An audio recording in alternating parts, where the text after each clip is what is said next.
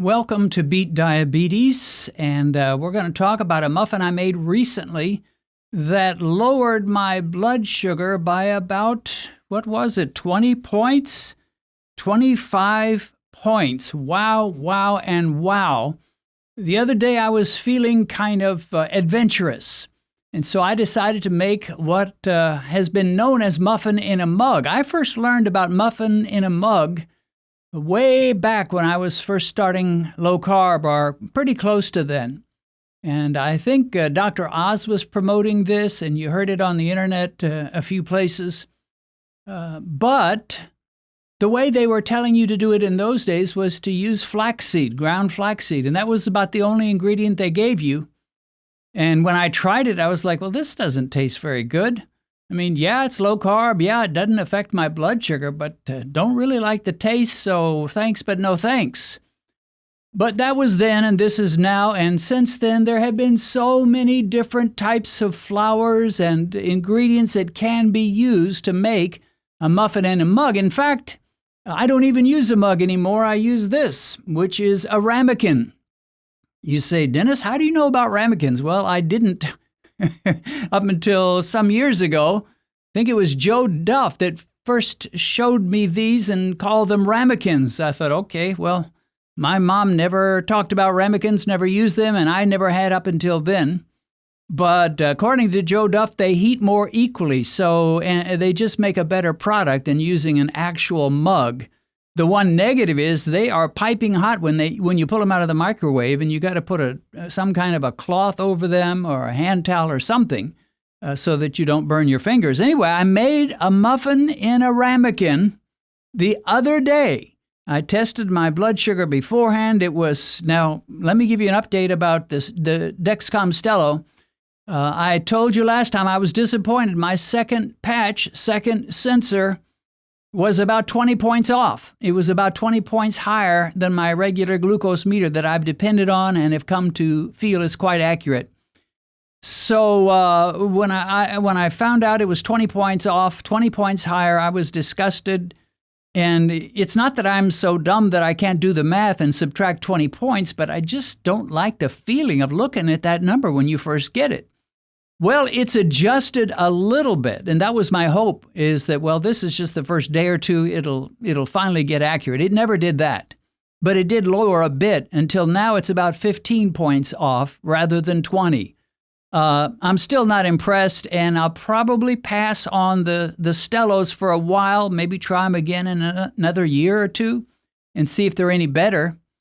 It looks to me like the problem may not really be with the Stello, but that these things are so sensitive and delicate, and they depend on this so-called interstitial fluid, that if you even position them a couple of inches away from what you did before, you'll get different numbers. And so about 15 points different. I trust my glucose meter rather than the Stello, so I'm going to subtract. Pre-meal was 120, which if you take away 15 points, it would be 105. And what I did was, like I said, I got adventurous. I decided to make a golden flaxseed / lupin flour muffin.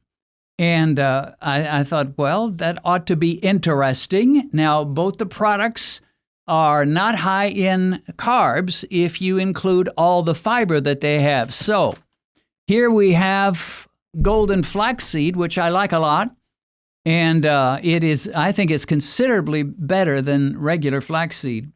This has only 4 grams for 2 tablespoons, and since I only used 1, that would be 2 grams, but all 4 of its carb grams are fiber. So theoretically, it shouldn't affect blood sugar at all, and the reality is flaxseed really doesn't affect my blood sugar much at all. So I used this, plus I used some lupin flour. Where's my lupin flour? So here is the lupin flour, and it shows that it has 14 grams of carbs for 1/3 of a cup. So that's pretty high. I mean, 14 grams of carbs, but 12 grams are fiber. Now, I know some of you are not into the idea of net carbs, but here's the thing that gives me more confidence in the mighty lupin bean and the lupin flour. And that is, if you go down to the ingredients below, it shows exactly one ingredient. It's not like the fake fiber they make when they give you keto bread, keto muffins of different kinds, keto tortillas. You can usually find 12, 15, 20 different ingredients. But with the lupin flour, you've got one, which is lupin bean flour. That's it. And so you're getting a very pure product from a bean that's almost pure fiber. Not quite, but almost pure fiber. So I thought I would mix those together, and I did. And you've got to have a couple of other things, at least I do, when I make these muffin in a mug or muffin in a ramekin. Heavy whipping cream, just a smaller amount, maybe a couple tablespoons or so. And then the baking powder. So that's going to cause it to rise a little bit. And then, of course, you're going to have an egg. So you mix an egg in with it. So the egg starts out, you take a spoon and you whip it around, get it all blended up. At least that's how I do it. And then you add your other ingredients, in this case, the lupin flour and the golden flax seed. Again, far better than regular flaxseed in my estimation, far tastier, milder, better all around, and yet also very, very low in carbs. And then you may want to put some sweetener in. I usually do, not sugar, of course, anything but sugar. I made this muffin, stirred it all together, the egg, the baking powder, the lupin flour, and the golden flaxseed, mixed it all together. I'm not real precise on making these because I judge by the end product. If I'm ready to pour it into the ramekin and it looks too dry, then I'll mix in a little extra cream. If it looks too wet and liquidy, then I'll add a little extra of the flours. So I did that. Put it in the microwave. Beforehand, judging for the fact that my Stello is about 15 points too high these days, I counted it as a 105 pre-meal. I had this for my dinner. This was all I ate apart from some coffee. So I had one full muffin and about a half of another muffin. And that was my dinner. And at the post-meal 1 hour mark, I had gone down instead of up. I started at 105. I was down to 93. And at 2 hours, I was down to 80. That's a significant drop, my friends. From 105 down to 80 after a meal. You're saying, Dennis, that doesn't make any sense. Wait a minute. How in the world can that be? Well, my best guess is that your body senses you're eating a bread product and is telling the pancreas you're going to have to kick out some insulin. And then it tastes a little of that sweetness, even though it's not sugar. But it still tastes like sugar. It's still sweet. And your body is saying, hey, we're going to need a little bit more insulin. So there was an output of insulin. Not tremendous, but enough to bring me down from 105 to 80, 25-point drop. Now, I can make this in a few minutes. We're not talking about a heavy concentration of time. And there's so many ways you can experiment. This was my dinner. It satisfied. It filled me up. I was originally planning to eat 2 full muffins. I thought, since this is all I'm eating, I might as well eat 2, but I couldn't do it. I had to just limit it to 1.5. And yet I dropped that much. Will you drop that much? Probably not. I kind of think this is an extreme case, and I doubt if I even repeated this that I would drop that much, but I did this time. But I just wanted to let you know there are so many products that you can use to make these muffins or tortillas. Let me show you my favorite tortilla. You know, the other day I mentioned that the kind I make in a microwave, I didn't feel was quite as good as a regular tortilla. And I still stand by that. But these lupin tortillas, and we'll put a link in the description about how to make them, and you use lupin flour and almond flour, these are every bit as good as a regular tortilla, in my opinion. In fact, almost better. There's something about the lupin flour that kind of has that corn taste. And you can see, if you look at it, it even resembles a tortilla. Now, I made this one kind of on the small side. I could have squeezed out that tortilla maker and made it bigger, which I should have done. And I learned from this for the others. But typically, it will not crack, and you can hold some hamburger in there or whatever you want to put in there.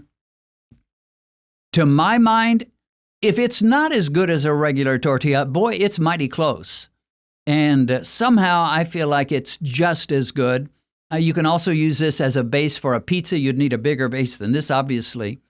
And there's different ways you can make them besides the way I'll show you in my video. But there's so many products. And this, I don't think we mentioned this golden flaxseed, 4 grams of carbs for 2 tablespoons. Guess what? 4 grams of fiber. And if you go down to the ingredients, it's not going to be like the so-called keto bread or the keto tortillas you buy in your grocery store. There's one ingredient. It says organic golden flaxseed, period. Just flaxseed flour, period, golden style. Not 20 ingredients, not 10 ingredients, not 5 ingredients, one ingredient, that is. So there are so many options. Get adventurous, try things, learn things.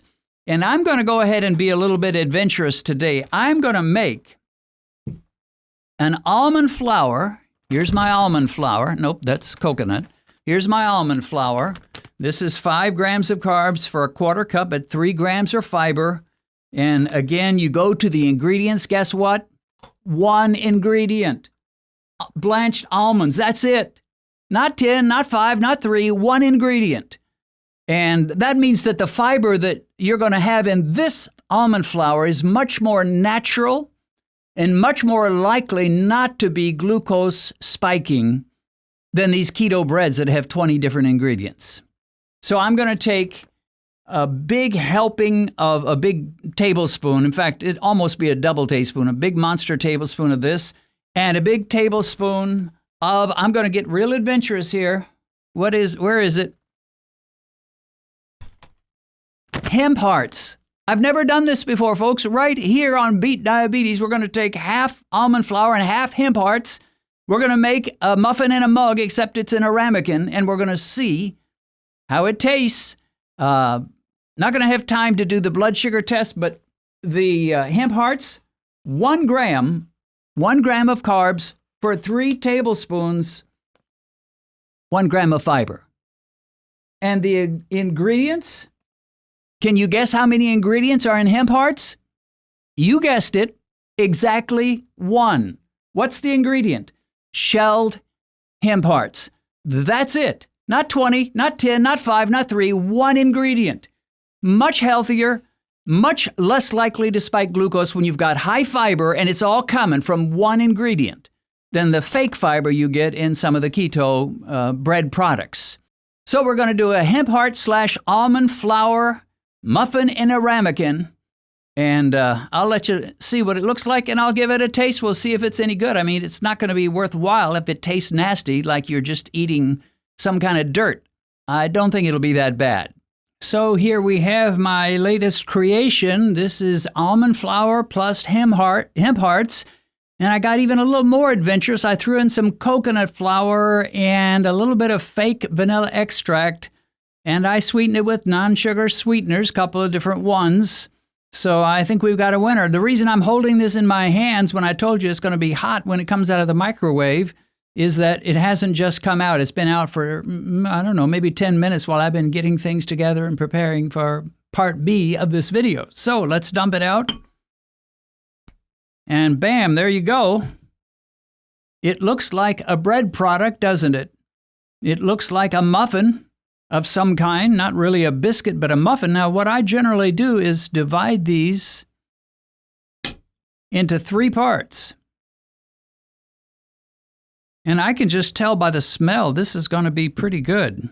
So that little bit of hemp hearts, maybe a tablespoon, and then a couple tablespoons of almond flour, and maybe a tablespoon of coconut flour, with some heavy cream, with a little bit of olive oil, with some non-sugar sweetener. And then I've got here in this cup a bit of melted butter because my butter in the fridge was too hard. So we're going to pour melted butter over. I'm getting it all over my fingers. But how about that for a treat? Who says you have to eat dirt if you're going to beat diabetes? You do not. So let me give this a try. It's actually very good. One of the best ones that I've done so far. Of course, the basic muffin that is my go-to muffin is almond flour and coconut flour. This is a little similar, but I threw in some of the hemp hearts and a little bit of vanilla extract. Wow. Good all by itself. If I just had a dinner of about maybe 2 of these muffins or 1.5, I'd be good. But this can be a great side dish. You say, well, I just bought some chicken. I just bought some broiled chicken at the store, rotisserie chicken, and I just need a little something to go with it. Well, this is perfect. I mean, this is just about perfect. There's all kinds of ways you can experiment, make different types of tortillas, different types of these muffin in a mug or muffin in a ramekin. There are so many products you can try and find.